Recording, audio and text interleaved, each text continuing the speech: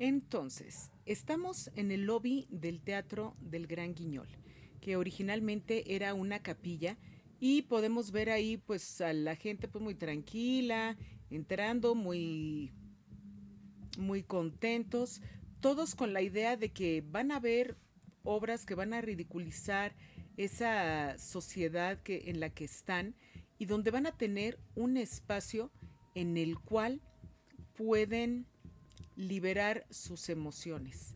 Y es muy interesante también toda la parte del público en el Gran Guiñol, porque Max Morey tuvo una idea muy buena de cómo manejarlos. Por un lado, estaba clavadísimo buscando fórmulas, efectos, eh, tratar de que el público se llevara más de lo que estaba pensando, pero también estaba la distribución en el recinto en sí. Había 150 butacas, el escenario era bastante pequeño, era un escenario de 7 por 7 que pues se tenía que aforar o que se tenía que dividir en estancias, hacerlo lo más fácil posible para que estas 5 piezas con los entremeses correspondientes pasaran verdaderamente bien y tenían además unas cajas. Estas cajas estaban en la parte de atrás, un poco arriba. Se entraban por unas puertas especiales, se metían y se subían unas rejas, como podemos observar en la fotografía, de manera que los que estaban dentro de la caja podían ver perfectamente bien todo lo que sucedía afuera, pero los que estaban afuera no podían ver qué pasaba con la gente de las cajas. Y es que pasaban un montón de cosas. Había entusiastas que estaban clavadísimos con todas las obras de teatro de Gran Guiñol y cuando iba a ser un estreno de alguna obra, porque eran funciones diarias que corrían durante semanas y cuando iba a haber un estreno se iban todos elegantes, llevaban botellas de champaña, etcétera. Sobre todo la gente de clase media alta y alta, que eran los que se iban a las cajas y que les encantaba ir ahí porque pues era un barrio de mala muerte, ¿no?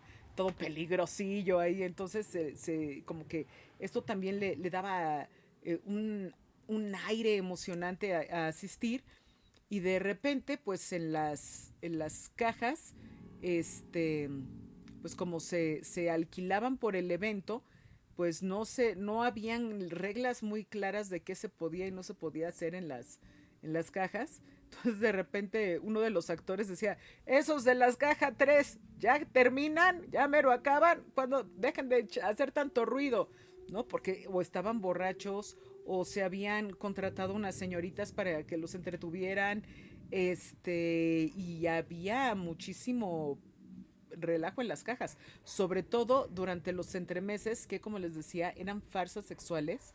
Bueno, había de todo por ahí. Eh, ¿Qué más? Eh, este, este hombrecito que estamos viendo, que es Max Morey, le va a meter muchísimo corazón a sacar adelante el Teatro Gran Guiñol.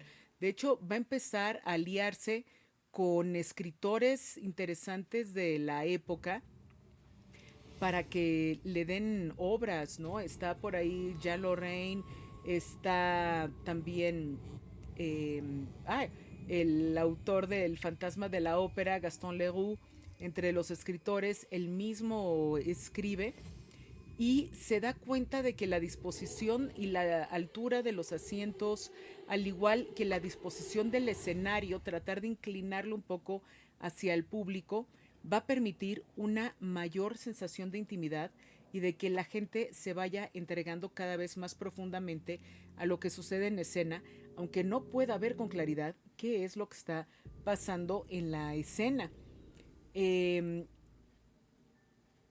Además de todos estos elementos de la escena y de los temas que van a tratar, de los que voy a hablar en un momento, va a estar también la técnica actoral.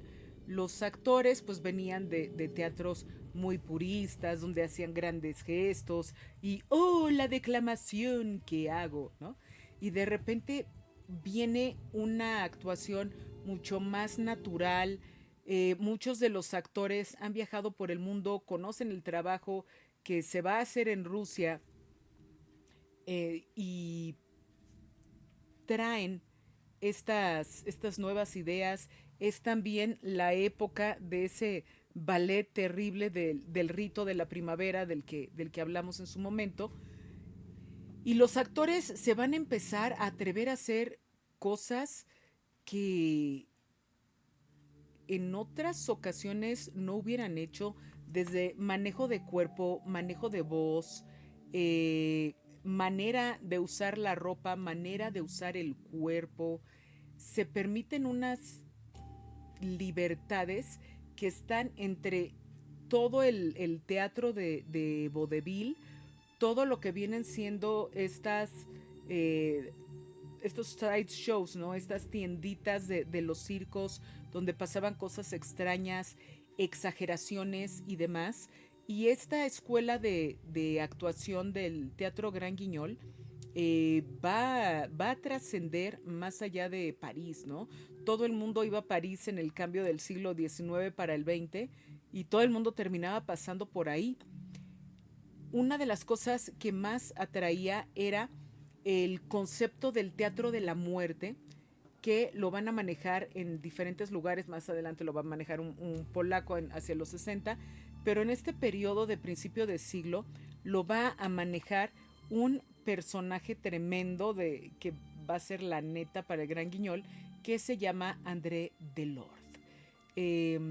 Su sobrenombre era el príncipe del terror, porque su relación con la muerte, el misterio y lo macabro realmente le volaban la cabeza a todos.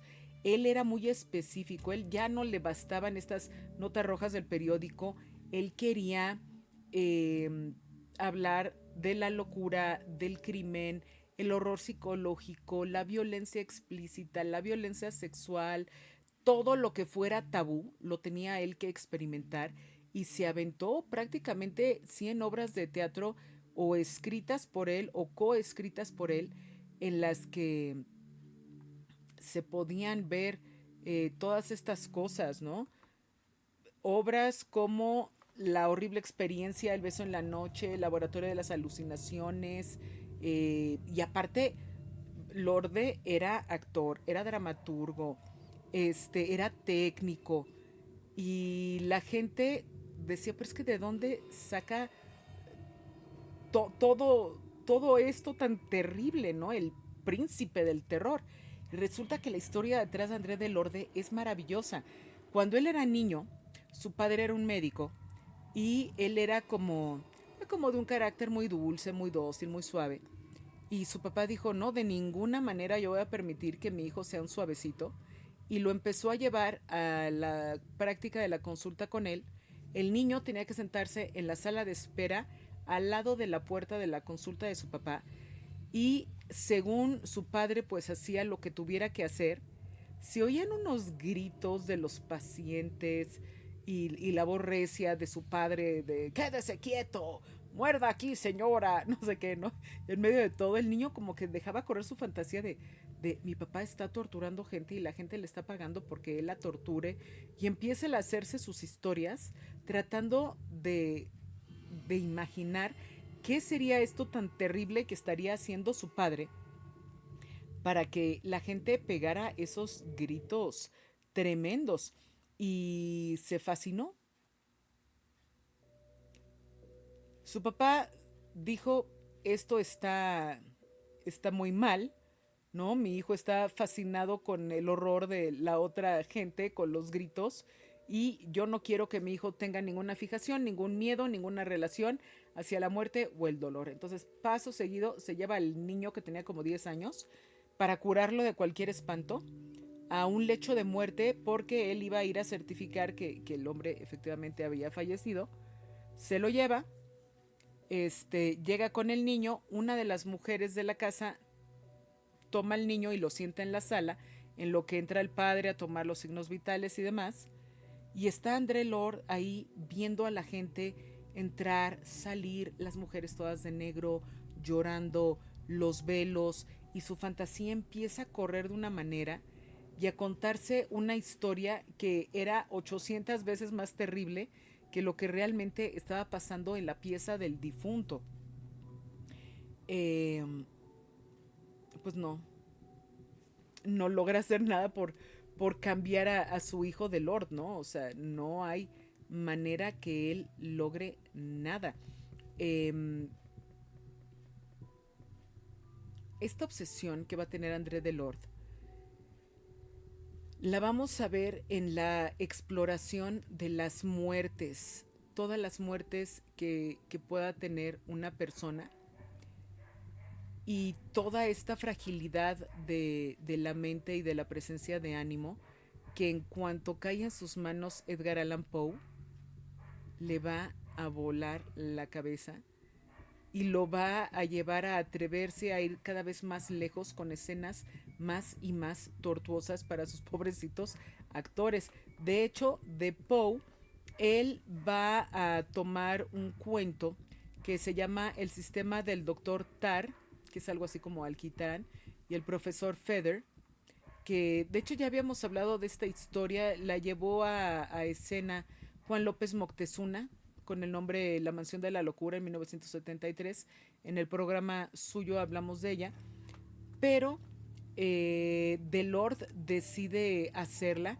La historia es muy buena, se trata de que es un psiquiátrico en el que tienen unas técnicas novedosas para curar a los pacientes y llega un periodista de fuera al psiquiátrico a ver cómo funciona y se da cuenta de que pues, todos los pacientes gozan de libertad, todo el mundo está muy tranquilo, todo el mundo está muy armónico, están muy felices y lo reciben el doctor Tar y el profesor Feather para contarle acerca de todo lo que está sucediendo en este lugar, hasta que de repente el periodista se da cuenta de que tanto el doctor como el profesor son dos de los pacientes y quién sabe qué demonios le hicieron a todo el staff médico, ¿no? Las enfermeras, los camilleros, los psiquiatras y pues se convierte en una cosa de un horror tremendo. Se obsesiona luego con todo lo que es la Inquisición, todas estas entrevistas bajo tortura que se tenían hace obras de esos. Empieza, y es el primero que empieza a meter en el teatro pabellones psiquiátricos, salas de operación, y empieza a meter todo este gore de las operaciones y de todo lo que puede ir mal en una plancha. Delord se encuentra con el reto de que se le empiezan a, a hacer cortas las historias, porque él quería que fueran verosímiles, que estuvieran en el ojo público, que pudieran implementarse técnicas de escena que dieran la impresión de que las cosas más asquerosas, más terribles y más dolorosas estaban sucediendo. Necesitaba chorros de sangre, necesitaba cosas mucho más arriba de lo que estaba haciendo. Y en ese momento él se pone a platicar con uno de sus técnicos, que también va a ser actor, que también va a ser director de escena, que se llama Camille Choisy. Este señor que vemos en la imagen va a quedar al mando del teatro cuando Max Morey decide tomar unas vacaciones y luego llevarse de gira a algunos de los actores de algunas de las obras.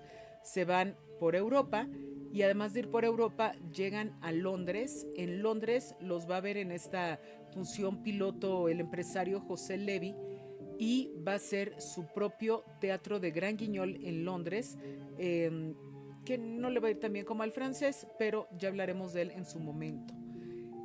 Feliz por el éxito, se va a Estados Unidos, llega Max Morey a Nueva York a presentar y los críticos lo desgracian, ¿no?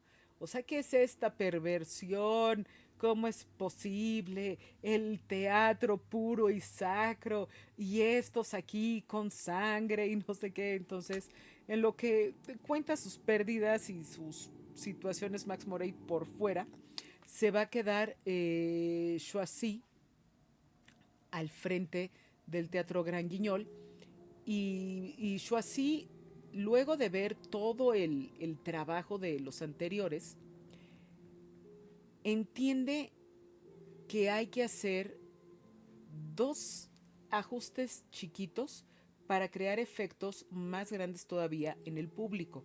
El primer ajuste chiquito va a ser visual y va a ser utilizando técnicas de iluminación, técnicas de maquillaje. Les pongo un ejemplo.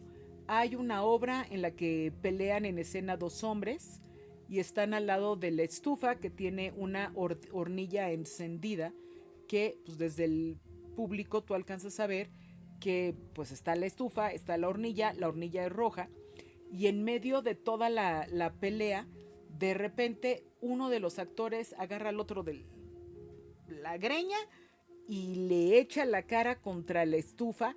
Todo el público pega un grito así espeluznante y cuando se levanta tiene toda esta parte como quemada, desfigurada. Se trata de tocar la cara pegando unos gritos espantosos.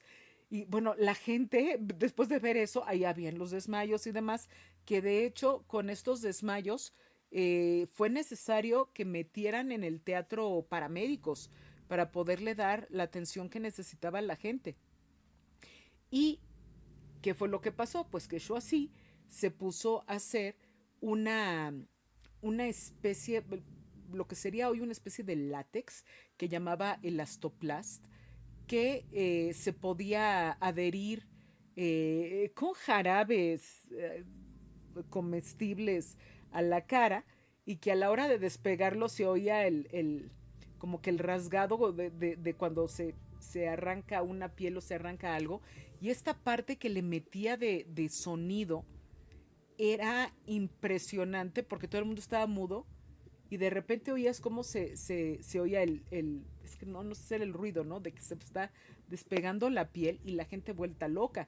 Entonces, con esto ya pueden hacer historias de desollados, ¿no? Donde le arrancan toda la piel a un personaje y quemados y pueden hacer un montón con esta sustancia de elastoplas que la va a crear otro actor que también era técnico de teatro, que se llama Paul Retinó.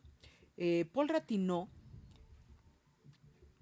eh, había trabajado con espiritistas, con magos, y dentro de los magos él trabajaba en una especialidad de magia, por decirlo de alguna manera, que hoy día se conoce como la magia bizarra. Todos aquellos de nuestro auditorio que estén familiarizados con esto, piensen en Eugene Berger, ¿no? Y todas estas cosas espeluznantes que hacía en escena, algunos de los efectos que crea Teller, de Penn and Teller, que tienen esta magia bizarra, ¿no? De tragarse los alfileres y escupirlos engarzados en un hilito y todas estas cosas. Paul Ratinó lo sabía hacer y sabía cómo crear todos los efectos de la manera más sangrienta y grotesca posible. Entonces, Choisy y Ratinó, bueno, hacen la mancuerna para llevar al más alto gore posible las obras de Gran Guiñol. Y es que también en esta época se dio el fenómeno de unos locos que atacaban, de repente salían a la calle a atacar a la gente con ácido y con el astoplast, bueno, pues es esto de los ataques con ácido y que le echaban el agua al actor, el ácido, que realmente pues era el jarabe, y el actor estaba detrás de una mesa donde agarraba el elastoplast, se llevaba las manos a la cara, se pegaba el bodoque ese y ya estaba deforme, ¿no? Y hacían máscaras, hacían un montón de cosas tremendas. Este, y sí, esta obra, el Jardín de los Suplicios, el Jardín de las Torturas, es en el que desollan a una chava. Entonces también ya va a haber otro detalle interesante ahí. Y es que no solamente van a ser estas obras de temas de tortura y de carnicería, sino que van a empezar a meter también algunas actrices que aceptan ser desnudadas parcial o totalmente en el escenario para contar ciertas historias y que pegaban unos gritos, onda Kim Basinger en Batman, ¿no? O sea, unos gritos increíbles. Y empieza también por ahí este título de las Scream Queens, que la más grande de todas va a ser Paula Maxa. Pero en lo que Maxa llega a convertirse en la Scream Queen, para aquellos que traten de imaginarse más o menos cómo sería todo esto, piensen en la película Entrevista con el vampiro de Neil Jordan, cuando están los personajes de Louis y Claudia, interpretados por Brad Pitt y por Kirsten Dunst, que los invita Antonio Banderas a ver la obra de teatro de su enjambre. Y pues es una carnicería entre burlona, erótica, sangrienta, grotesca, extraña. Pues es el gran guiñol, ¿no? Lo que están viendo ellos. Y si bien al principio todos los personajes eran como indistinguibles y los actores también, empiezan, sobre todo Choisy y Ratinot, a hacerse de un público que en cuanto los ve salir a escena es así de, oh, calidad, aquí va a haber sangre, ¿no? Y se emocionan todos y empiezan a tener groupies, pero con nadie gritaban tanto como con esta señora que se llama Paula Maxa. Eh, Vaya qué cosa, la mujer más asesinada del mundo. Y es que le tocó de todo, ¿no? Ella venía de hacer teatro muy respetable. Se le llegó a comparar incluso con Sarah Bernhardt. Eh, Hizo 358 mujeres asesinadas entre el Gran Guiñol y el cine mudo. Se le atribuyen 983 gritos de ¡auxilio! 1263 de ¡asesino! 1804 de ¡me violan! Este, ¿Qué onda? Y la mataron de todas las maneras. Le dispararon, la cuchillaron, la decapitaron, la quemaron viva, la ahogaron, la colgaron. Eh, bueno, o sea, la cantidad, ¿qué más le hicieron? Bueno, la violaron, la mutilaron, le hicieron de todo en escena. Eh, Vaya qué cosa esto del personaje de Paula Maxa, ¿no? Decían, es la mujer más loca que existe y sí era una mujer muy intensa en el escenario, pero salía del escenario y salía liberada, ¿no? Ella tenía catarsis de todos sus miedos y de todas las cosas que le sucedían, lo hacía en escena y salía limpia y liberada de todo lo que había, ¿no? Pensando un poquito en Isabella Gianni y el psicodrama, ¿no? Un poquito por ahí. Y les iba muy, muy, muy bien. Y otra de las cosas interesantes que de hecho fue Maurice Renard, el de las manos de Orlac, junto con Gaston Leroux, que estaban tratando de arreglar un guión, que se dieron cuenta de que había una fórmula para crear los efectos más intensos en el auditorio.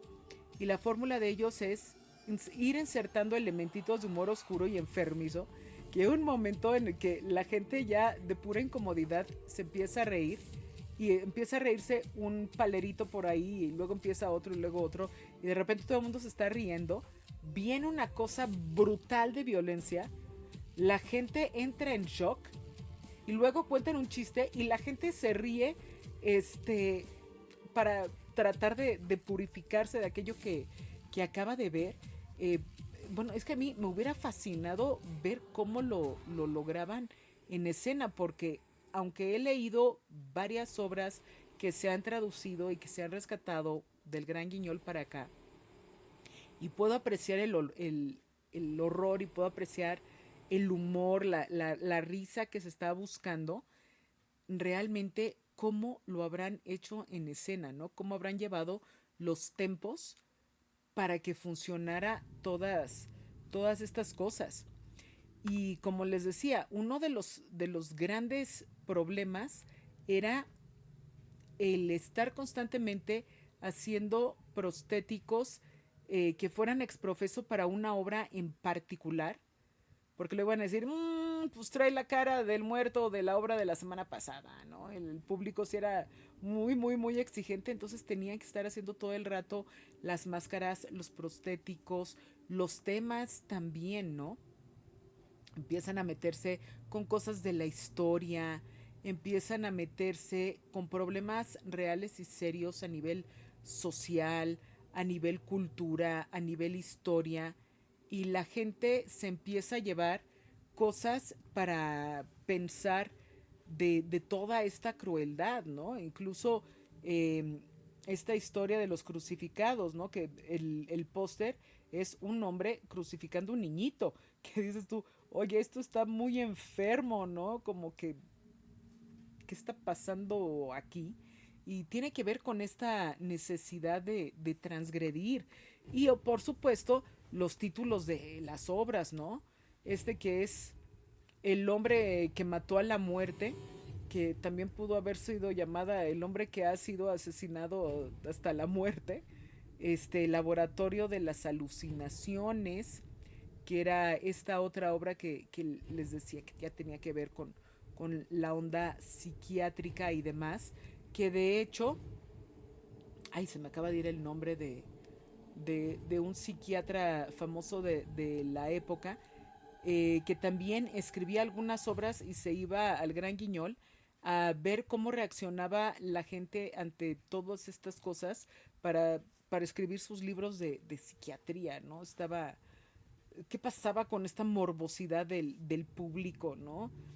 Que quería litros de sangre, quería mutilaciones, quería desollados, decapitados, este, quemados con fuego o ácido, peleas brutales, violaciones, querían asco, querían terror, querían intimidación, querían poder ver en un escenario toda la realidad que los rodeaba que no podían ver cara a cara. Sobre todo en la época en la que estuvo la ocupación alemana, porque el Gran Guiñol sobrevive la Primera y la Segunda Guerra Mundial y están ocupados por los nazis, y los nazis van a ver las obras de Gran Guiñol y están metidos en las cajas. Están viendo qué está pasando ahí. Entonces, como que sí, es una situación que te da mucho que pensar. Y, por ejemplo, esta imagen de la niña hablando con la cabeza decapitada, pues es una joya. Y la gente pues se sigue desmayando, ¿verdad? Con todo lo que sucede. Y esto se va a convertir en verdaderamente una, una historia más allá de todo, ¿no? Los gimmicks que surgen del Gran Guiñol y que va a retomar después William Castle, ¿no? Que tenemos también un programa de él, de si usted sobrevive esta obra, va a tener palomitas gratis. Si usted le da un ataque cardíaco durante la función, le vamos a dar $50,000, ¿no? Y ese tipo de cosas que hace William Castle las va a tomar de muchas de las publicidades tremendas que tenía el Gran Guiñol. El elemento sorpresa, son por supuesto también los creadores del famosísimo jump scare, esos espantos súbitos que te sobresaltan, ¿no? Que estás viendo la película y de repente entra un personaje por un lado que no te lo esperas y pegas un brinco. Eh, Todas estas ideas van a empezar a cocinarse en el Gran Guiñol y se van a manejar de manera muy curiosa, porque al principio eran cosas rápidas, imprevistas, y así es como se va a manejar en el cine, pero se da cuenta Choisy que no, que esto en teatro se tiene que cocinar a fuego lento hasta que la tensión fuera insoportable, como en esta escena que estamos viendo de la orgía en el faro, que llega una de las escenas en las que una de las chicas que habían contratado para que les hicieran compañía a los guardianes del faro, la queman viva, ¿no? Y vemos ahí el efecto del fuego y la chava que supuestamente se está quemando, pero en realidad no se está quemando, ¿no? Que protege a esta mujer de ese fuego, que además es un fuego real en escena. Y estas consumaciones de violencia, estos efectos catárticos, van a ser como un tsunami en el público que llega a los bordes del teatro, rebota y vuelve con más fuerza y se empieza a cocinar ahí un arrebato de momentum tremendo. Y muchos científicos cognitivos lo han investigado tratando de explicar qué es lo que pasa y por qué a la gente le fascina tanto esto del jump scare y el horror y demás. Y explican que el cerebro, al procesar estas imágenes y estas situaciones tan terribles, va a mandar una señal metacognitiva parecida a la de una recompensa por un aprendizaje rápido, que va a dar una satisfacción eh, químico-cerebral en las personas, y eh, que va a ser la explicación de por qué tanta gente estaba tan fascinada viendo el Teatro Gran Guiñol. Ahora, ¿qué pasó en Londres? Porque en Francia dura hasta el 62, pero en Londres hubo un problema. Sabíamos que Max Maury se había ido de gira en Londres, se había platicado con José Levy, le había dado todos los principios del teatro, obras y demás, habían hecho ahí un negocio y se presentaban en un pequeño teatrito ahí del West End, pero nada más duraron hasta 1922 y uno dice, no me lo puedo creer, con lo morbosos que son los ingleses, con la sangre que tienen, a ver, o sea, son súper mórbidas las audiencias británicas, ¿no? Son curiosas, siempre están listas. En ningún otro lugar hubiera tenido espacio Jack el Destripador como en Londres, y no funciona el Teatro Gran Guiñol. Pues, ¿qué demonios pasó? Ahí les voy.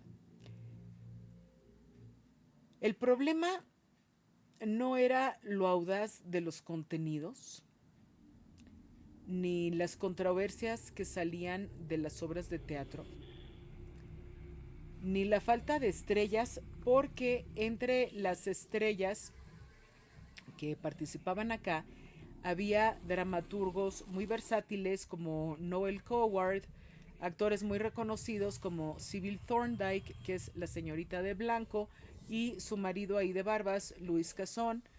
Este, Todas las funciones estaban llenas, todo iba muy bien al inicio, hasta que el Lord Chamberlain, ¿verdad?, que era el censor de la época, fue a ver una, y bueno, se quedaron los textos ahí puestos, tuvieron que cambiar las obras. Hay referencias de los textos, no hay referencias de que hayan sido representadas las obras, a lo mejor a públicos muy pequeños y muy discretos, pero es que Lord Chamberlain objetaba cosas muy específicas. O sea, a él no le importaba que hubiera matanzas en el escenario, pero no podía haber sangre. Y no podía haber estos desnudos de las mujeres. Y no podían haber una serie de cosas. Entonces, pues todas las muertes, que la gente en París estaba fascinada viendo cómo les cocinaban la cabeza, aquí pues era un ahorcado, un asfixiado, le dispararon fuera de escena. ¿No? O sea, la gente no lo veía, entonces la gente así como que, ah. Y además, pues, por supuesto, Lord Chamberlain quitó todas las farsas sexuales del interludio y valió gorro, ¿no? Valió gorro. En 1922 ya estaba de salida el Teatro Gran Guiñol. Habían algunos lugares que posteriormente en algunos ciclos rescataban algunas obras y las presentaban por ahí, sobre todo hacia los 60, pero no tuvieron gran éxito, sobre todo porque el cine vino a ocupar mucho de lo que era el teatro, en parte porque era más económico y la gente pues prefería ver Diabolique o ver Psycho o ver otras cosas que meterse a ver las obras de Gran Guiñol. Aunque las obras que no tenían ningún problema en presentar, pues van a ser las obras que tengan que ver con fantasmas. Hay que recordar que desde los victorianos y las sesiones espiritistas y invocaciones y demás que sucedían, se utilizaba muchísimo el efecto del Pepper's Ghost. Este hombre Peppers que hizo pública su técnica en la cual eh, él reflejaba a través de cristales una escena y claro, pues tú estás viendo la escena y de repente entra en escena un fantasma incorpóreo traslúcido y la gente pues, se moría de miedo. Tenían también la trampa Corsican, que le pusieron así porque se usó en una obra, en la cual había un pasillo de trampa y en cierto momento de la escena, en una parte se estaba, imaginen que aquí está todo el escenario y de repente se abre el escenario y empieza a salir un actor y el actor empieza a deslizarse hacia donde está el otro sin mover las piernas, sin moverse nada, porque está en una especie de tira que va corriendo y que lo va moviendo sin que él se mueva y llegue a donde está el otro personaje y pues, se vuelve la locura. Todo esto sí lo hacían, utilizaban todavía poleas y un montón de cosas. Y uno realmente se pregunta, pero qué maldito afán del Lord Chamberlain de haber cortado la posibilidad del gran guiñol inglés.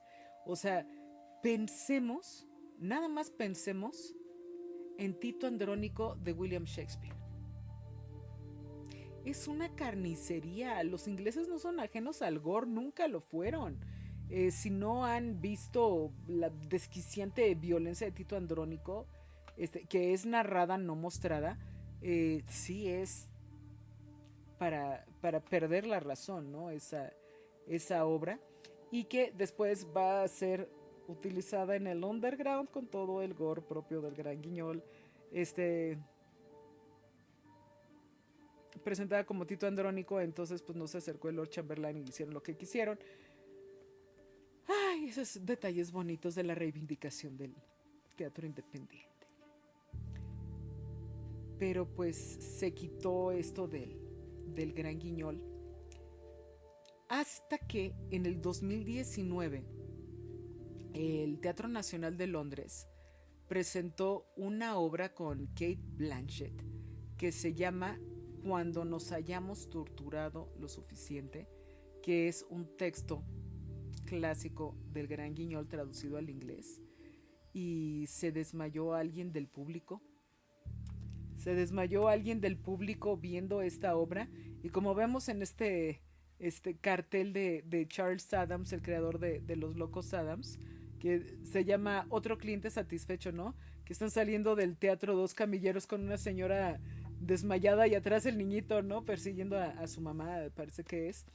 Este, y sí, cumple el desvanecerse. Qué barbaridad. Pues bueno, en Londres la censura lo va a matar todo.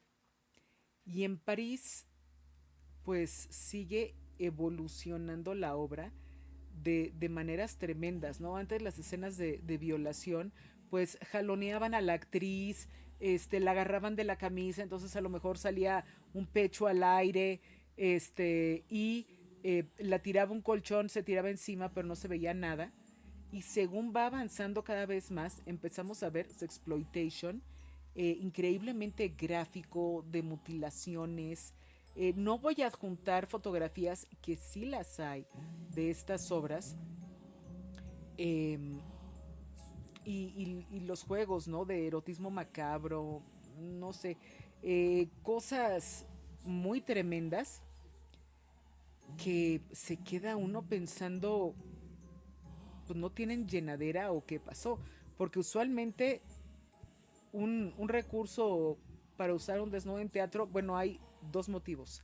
El primero, que sea indispensable para la trama, y el segundo, que necesita meter gente al teatro, ¿no? Entonces, ha coincidido leyendo las obras que estos que tienen las escenas de sexploitation, de estas mujeres, pues las tramas no han sido tan emocionantes como en otras piezas.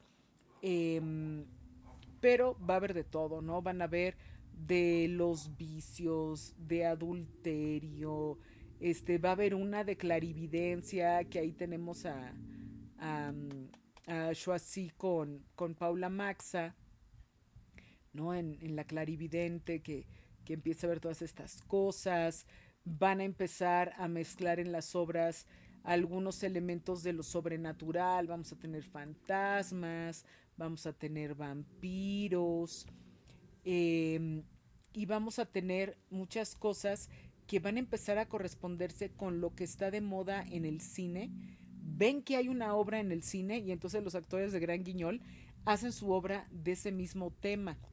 Y como les decía hace un rato, las técnicas de actuación van a beneficiar a un montón de personas, entre ellos estos tres caballeros, ¿no? Aquí tenemos a Boris Karloff, a Peter Lorre y a Bela Lugosi, pero desde antes, ¿no?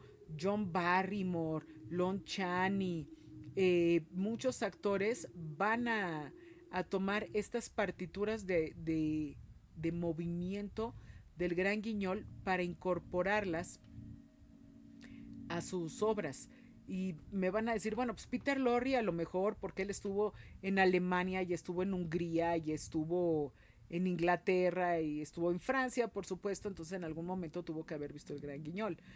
En el caso de Boris Karloff y de Bela Lugosi y de Lon Chaney, pues hay que recordar que Lon Chaney trabajaba como, como pues mil usos en los vodeviles, y entre los vodeviles le tocó alguna vez entrar a auxiliar un Gran Guiñol, que fue donde él aprendió muchas cosas que va a ocupar después para sus personajes como el Jorobado de Notre Dame, y el Fantasma de la Ópera, ¿no? Estas cosas tremendas que hacen. Y por supuesto, también el gore va a ser retomado posteriormente en el cine giallo y en las cintas de los 60 y los 70, slashers y todo este tipo de situaciones, tanto en Europa como en América, y que también va a incorporar el Gran Guiñol del expresionismo alemán algunos elementos escénicos como los manejos de sombra. Tenemos ahí el Nosferatu de Murnau y cierta narrativa que esté basada en hacer que todo el rato el público se esté preguntando qué es lo que está pasando ahí.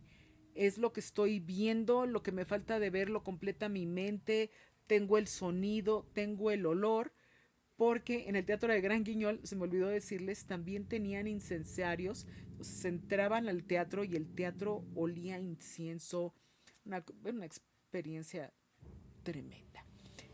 No me queda más que recomendarles los libros que utilicé para esta noche. Leí un par de tesis y disertaciones del Gran Guiñol, pero realmente lo que se pueden ocupar son dos libros. Primero digo el de cajón y luego digo, si van a comprar uno, no compren este, compren el que sigue. El primero, Gran Guiñol, The French Theatre of Horror, de Richard Hand y Michael Wilson, que tiene dos versiones, el French Theatre y el British Theatre. Entonces tiene uno que habla de todo lo que fue el Gran Guiñol en Francia y el otro que habla del Gran Guiñol en Inglaterra. Pero el mejor libro, este sí, inviértanle y ténganlo, es la joya de la corona. Se llama Theater of Fear and Horror de Mel Gordon, solamente lo hay en inglés y es una joyísima. El contenido, la investigación, eh, realmente profundiza en los diferentes personajes, en los temas, tiene fotografías blanco y negro, color, de cuando empezó, de los 20, de los 40, de los 60, de cómo se veía hasta hace unos cuantos años los edificios y demás. Está muy bueno este libro de Mel Gordon. 5 estrellitas. Y pues ya, pues lo único que me queda pues es esperar que resurja el gran Guiñol en el underground mexicano. Ojalá y el teatro gótico sí se anime a hacerlo. Me acuerdo hace muchos años que el director del teatro gótico, Eduardo Ruiz Aviñón, estaba hablando de la posibilidad de hacer alguna obra, precisamente la de Doctor Tar y Professor Feather. Y estuvimos platicando, ¿no? Sobre la posibilidad de hacerla, pero al final no se hizo. Ojalá y sí, ¿eh? Digo, aguantó el final del siglo XIX. Aguantó lo choncho del 20 hasta 1962. Pues ya le toca al Gran Guiñol volver a salir. Para los que me preocupaban por acá. Dice Orgen Lavey, vuelve a empezar. Pues ahorita vuelvo a empezar, Orgen, sin ningún problema. Las fotos son una delicia, sí, ¿no? Y no sabes, las fotos de aquí también. Para la gente que me había preguntado por acá en el chat, este, el Tito Andrónico, si hay alguna película que sea, pues, fácil de encontrar y de ver, sí la hay. Déjenme les comparto por acá. ¿Dónde está? Ahí está. Se llama Titus. Es con Anthony Hopkins y Jessica Lange. Es de 1999. Y trata de esta carnicerísima obra de Shakespeare. No la he encontrado con subtítulos en español. Debe de estar por ahí. Y si dicen, híjole, pues es que nosotros no hablamos inglés, queremos algo en español, escárbenle en YouTube porque me encontré con varias puestas de compañías independientes del Tito Andrónico. Va a ser cosa de que les escarben. Algunas están mejores que otras. Hay que recordar que el teatro de Shakespeare es larguísimo y eterno. Entonces, pues, sí, habrá que pensarlo. Y ya a últimas de la investigación, llegué también de manera random, me recomendaron esta película, La mujer más asesinada del mundo, está en Netflix y está basada en la vida de Paula Maxa, esta criatura. El tráiler es una joya. Yo espero ya verla cuanto antes. Posiblemente terminando el programa me ponga a verla. Y el tráiler es una maravilla, ¿no? Está caminando esta actriz que hace el papel de Paula Maxa diciendo, me han ahogado, me han mutilado, me han quemado, me han ahorcado, me han violado, o sea, y empieza a enumerar todas las muertes y dices tú, no inventes, o sea, ¿Qué pasa con esta mujer más asesinada del mundo? Venom dice que se ha subtitulado de Titus. Compártenos el link, Venom, por favor. Porque yo el que encontré no tiene subtítulos en español, lo tiene en inglés nada más. Ay, pues tenemos mucho que hacer, mucho que hacer. Y luego que terminemos esta, si quieres, me voy otra vez desde el principio, Orgen. Todo el programa contigo que estás grabando. Busquen a Orgen La Bella en YouTube también, búsquenlo por ahí en TikTok, en Insta creo que también está Orgen por ahí. Y de temas relacionados con esto, hombre, pues de Guy de Maupassant les voy a relacionar en YouTube el Orla, el programa de William Castle, el de Juan López Moctezuma, y vaya que hay muchísimo que hacer. Se ve la repetición en YouTube. Gracias, Orgen. Ok.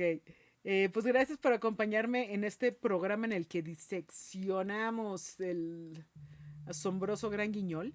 Y nos vemos la próxima semana, donde voy a hablar de un cineasta que ha tenido muchísima más influencia de la que se le atribuye. Se trata del señor Brian Yuzna, responsable del Necronomicon, el Reanimator Society y muchas otras joyitas que conoceremos entonces. Si les gustó el contenido, a quienes nos ven por YouTube, recuerden suscribirse y darle clic a la campanita. Asimismo, si nos quieren contactar, pues ya saben los caminos de siempre. Quiero dar las gracias en el chat a Orgen, Godot, Shipeki, Venom, Cobalt, Yo. Mira, Yo, aquí lo encontró también. Y y pues ya, Nosferatu, por supuesto, que anda por ahí revoloteando nuestro queridísimo Nosfe. Pues nos vemos la semana que viene para hablar de Brian Yuzna. Gracias por acompañarme en este programa acerca del Gran Guiñol. Un abrazo a todos. Orgen, veámonos pronto.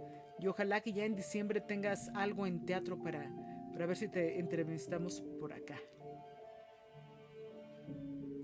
Gracias, Nosferatu, a ti por estar por acá con nosotros todo el rato. Y a ver, que luego me mandan aquí un montón de links que ando yo revisando. Un saludo al maestro, espero pueda invitarle a una entrevista. Sería un encuentro de ensueño. Pues ponte de acuerdo con Orgen. Es buena onda. Bueno, es buena onda si pide las cosas por favor y con respeto, ¿no? Como quien sea. Yo, sí, también tuve fallas con los comentarios, no sé por qué. Tuve que salir y entrar. ¿Cómo crees, Joe? Orgen, contáctenme vía Instagram, quedo a tus órdenes. Pues ya sabes, no sé. Vete con Orgen y con mi bendición.